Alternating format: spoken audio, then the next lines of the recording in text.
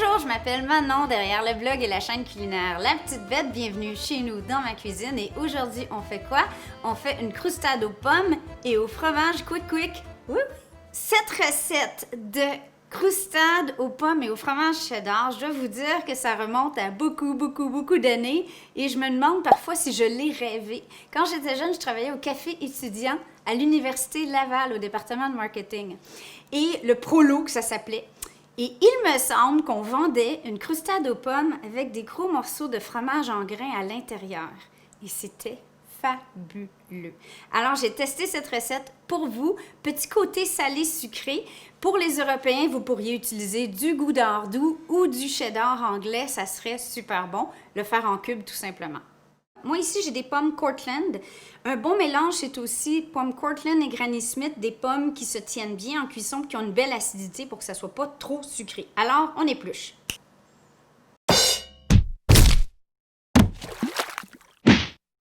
Vous n'êtes pas obligé d'avoir le gadget. C'est le genre d'affaire qui sert juste à la saison des pommes, qui est l'automne. Moi, je l'ai, alors je l'utilise. Mais sinon, un bon vieux couteau, ça fait le boulot.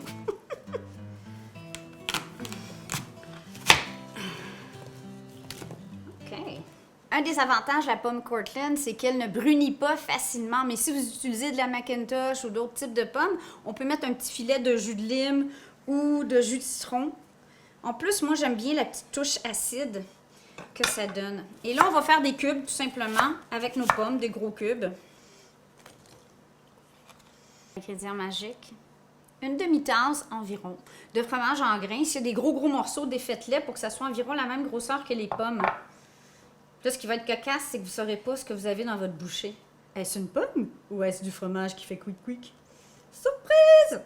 On ajoute 2 cuillères à soupe de sucre d'érable, petite touche canadienne, et 2 cuillères à soupe de cassonade. Si vous n'avez pas de sucre d'érable, oh, on a un gros morceau. Si vous n'avez pas de sucre d'érable, vous pouvez utiliser que de la cassonade. Je la fais pas très sucrée. Moi, je déteste quand c'est trop sucré. Un petit peu de muscade. Une pincée de cannelle, une pincée de sel. Et pour éviter d'avoir une croustade trop liquide, j'ajoute 2 cuillères à thé de fécule de maïs. Ça pourrait être de la fécule de pomme de terre. Ça pourrait même être de la farine. Voilà. On combine. Je vais beurrer mon moule parce que du beurre, c'est bien meilleur.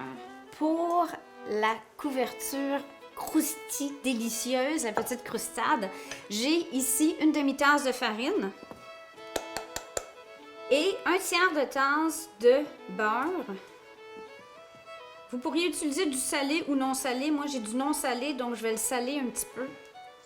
Oui, du sel même dans les trucs sucrés, tout goûte meilleur. Et là, ça prendra un coupe-pâte. Je n'en ai pas, mais sinon, on peut le faire aussi avec les doigts ou avec 2 couteaux ou une fourchette.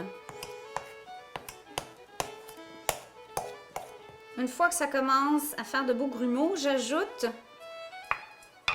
un quart de tasse de cassonade et je continue à faire des petits grumeaux. Et j'ajoute une tasse de flocons d'avoine.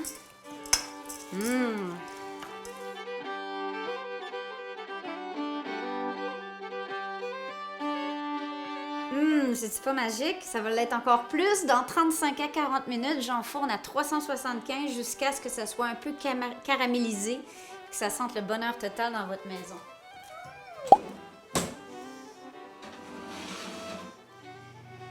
Ça gagne à reposer un 15-20 minutes. J'aurais dû acheter de la crème glacée à la vanille.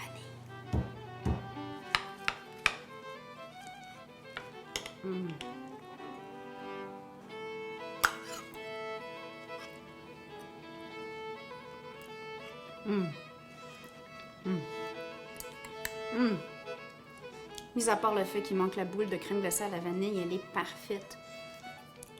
Mais là, j'ai pas frappé de fromage, là. Et où le fromage?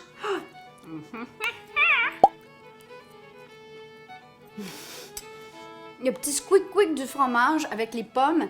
C'est pas trop goûteux, c'est pas trop salé, c'est juste parfait. En fait, peut-être que vous devriez pas le dire à vos invités, puis ils vont dire, il y a des pommes bizarres dans ta croustade. Ciao! Bon appétit!